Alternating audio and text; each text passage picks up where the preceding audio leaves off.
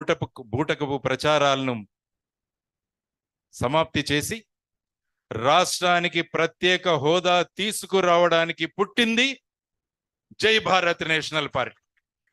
ప్రత్యేక హోదాను ఎలాగైనా తీసుకొస్తాం మేము, ఎవరికి తలలు వంచము, ఎవరికి సాష్టాంగ ప్రమాణాలు కూడా చేయమని మీ అందరి సమక్షంలో నేను తెలియజేస్తున్నా.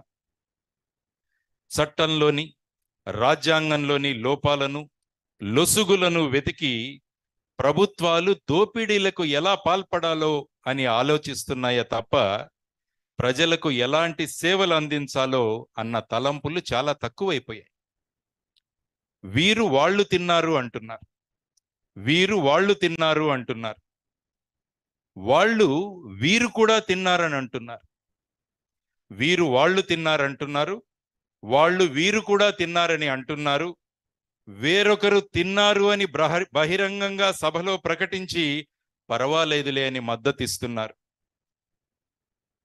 ఎవరు తినలేని వ్యవస్థ ఎలా ఉంటుందో చూపించడానికి పుట్టిన పార్టీ జై భారత్ నేషనల్ పార్టీ.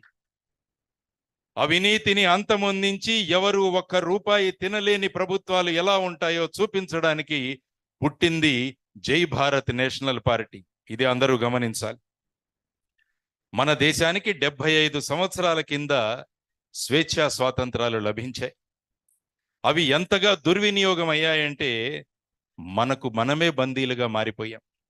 మనం బందీలుగా మారిపోయాం. మళ్ళీ మనం పూర్వంలాగా పరతంత్రంలోకి వెళ్ళిపోతున్నాం. పెత్తందారులను మార్చాం కానీ బానిసత్వం నడుస్తూనే ఉంది. పెత్తందారులను మారుస్తున్నాం కానీ బానిసత్వం నడుస్తూనే ఉంది. ఒకరు అభివృద్ధి అభివృద్ధి అని ఒక నగరం కట్టడం వైపే లక్ష్యం కేంద్రీకరించి అవసరాలను మరిచిపోయారు. ఒకరు అభివృద్ధి అభివృద్ధి అని ఒక నగరం కట్టడానికే లక్ష్యం కేంద్రీకరించి ప్రజల అవసరాలను పూర్తిగా నిర్లక్ష్యం చేశారు.